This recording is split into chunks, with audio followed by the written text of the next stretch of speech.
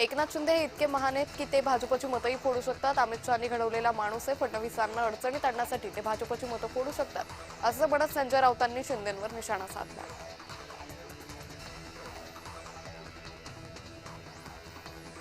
राज्यात मराठी भाषेचा सन्मान झालाच पाहिजे। मराठी सक्तीचा निर्णय अन्यायकारक आहे। 1 तारखेची भाषा सक्तीची मुदत वाढवून सर्वांना मराठी शिकण्यासाठी वेळेची मुभा द्यावी अशी मागणी संजय निरुपम यांनी केली आहे।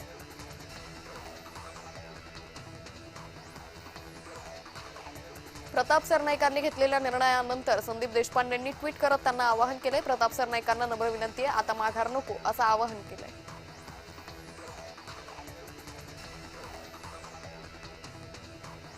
महाराष्ट्रात राहणाऱ्यांना मराठी शिकायला पाहिजे, पण हे करताना दमदाटी गुंडागर्दी सुरू आहे। या लोकांना कायदा हातात घेण्याचा अधिकार कोणी दिलाय? कोणी कायदा हातात घेऊ नका हीच विनंती जलीलांनी मनसेला टोला लगावलाय।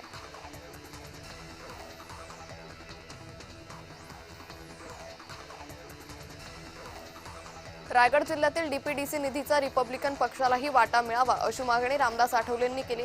यासाठी जिल्हाधिकारी डॉक्टर किशन जावळेंकडे मागणी करणार असल्याचं ते म्हणाले।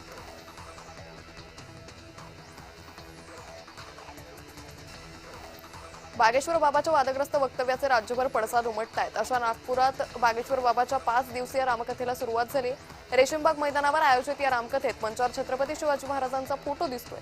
रामकथा ऐकण्यासाठी बाबाचे अनुयायी गर्दी करतायत।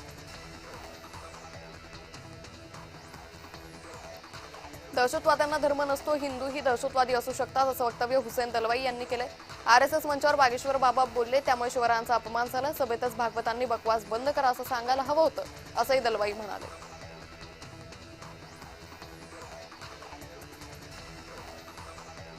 अर्चना पाटील चाकूरकर यांना विधान परिषदेवर घ्या अशी बॅनरबाजी करण्यात आली आहे। धाराशिवच्या उमरगा इथे कार्यकर्त्यांनी बॅनर लावले। विधान परिषद जागेसाठी उमरगा धाराशिव भागात राजकीय हालचालींना वेग आला।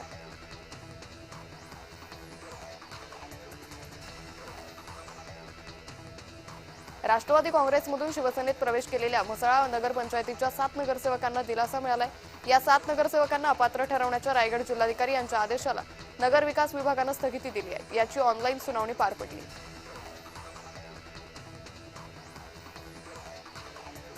सिंधुदुर्गात टोल लागू देणार नाही, मंत्री नितेश राणेंच्या भूमिकेचं वैभव नाईकांनी स्वागत केलं। या भूमिकेची राणेंनी ठाम राहावं अशी अपेक्षा वैभव नाईकांनी व्यक्त केली।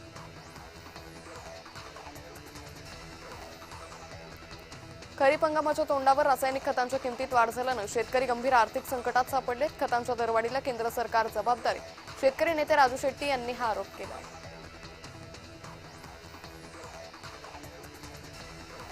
जळगावातील भुसावळ इथे भाजप महिला पदाधिकाऱ्याकडून काँग्रेस विरोधात घोषणाबाजी करण्यात आली।